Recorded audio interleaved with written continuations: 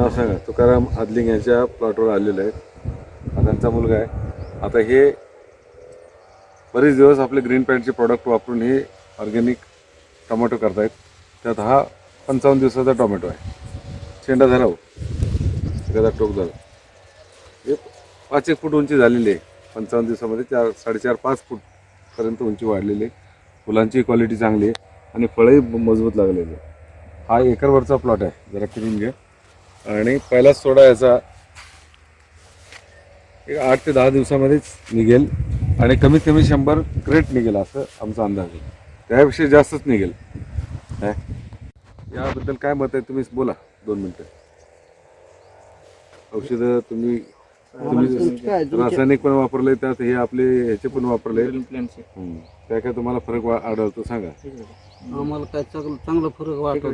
चांगला फरक मोठ्याने जोडत चांगला फरक.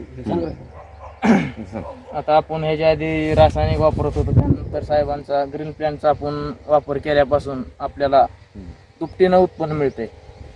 तर आपण ह्याच्या आधी कलिंगडाचं साहेबांनी केलं, तर त्यांचं आपण मटेरियल वगैरे औषधं वापरलेली. त्यात आपल्याला एक एकरी 30-32 टन कलिंगड बी गेलं. आणि आता हे टोमॅटो 55 दिवसात टोमॅटो आहे. साहेबांना आपला सतत फोन असतो, त्याच्यामुळे साहेबांच्या शेजारीच आहे. शेजारी साहेबांचं रान आहे आपल्या इथं. मार्गदर्शन सारखं असते. आता कमीत कमी यातून आता 8-4 दिवसात याचा तोडा करायचा आहे.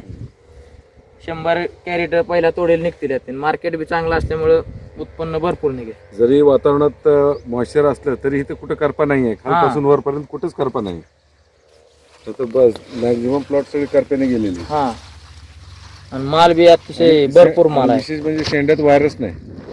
व्हायरसचं कुठेही गंध नाही. तर शेंड्याला कुठे व्हायरसचा गंध नाही. नाहीतर व्हायरस लय भरतो. नवीन हे चौक निघतो नाही तर लगेच पानं दुमडायला चालू होतं. पानं मुरडा होण्याचं प्रमाण फार कमी आहे. म्हणजे ते 4-5% तर असतंच सगळीकडे. पण लोकांचे फार 60-70% मुरडावून जातो, करपून जातो. आणि जाड पण आहे, गेज पण चांगला आहे. तर एकंदरीत हे प्रोडक्ट वापरून तुम्ही समाधानी आहे. आणि याच्या पुढे काय करायचे, आता प्रत्येक तोडा झाला की बोरॉन कॅल्शियम असलेलं बॉटल आहे, त्याचं नाव आहे फ्लो. ते आणि पान जाड करायचं जे औषध आहे त्याचं नाव गुरु आहे. आणि हे शेंडा वाढला पाहिजे ना, माल जसं जसं निघत जाईल शेंडा वरती गेला पाहिजे. त्यासाठी नायट्रोकिंग नावाचं आहे. 2-1-1 असं वापरायचं आहे. आपल्याला शेंडा जास्त नाही गेला पाहिजे, शेंडा चालू पाहिजे. 2-1-1 फवारणीमध्ये पण 2 मिली ब्लूम घ्यायचं आहे, 1 मिली ग्रो घ्यायचं आणि 1 मिली नायट्रोकिंग घ्यायचं आणि स्प्रे करायचं. फुलं कळी हे सगळं जोरदार चालू राहतील. खाली सोडायचं तोच प्रमाणे दाखवा.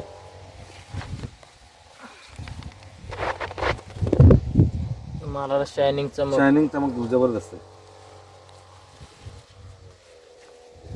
आता माल तयार झाला की फोडून दाबून बघायचं, 1 थेंब पाणी निघालं नाही. ऑर्गॅनिक असलं तर 1 थेंब पाणी येत. आता आम्ही नेलं होतं ना, 20-25 दिवस फ्रीजवर ठेवलं मुद्दाम.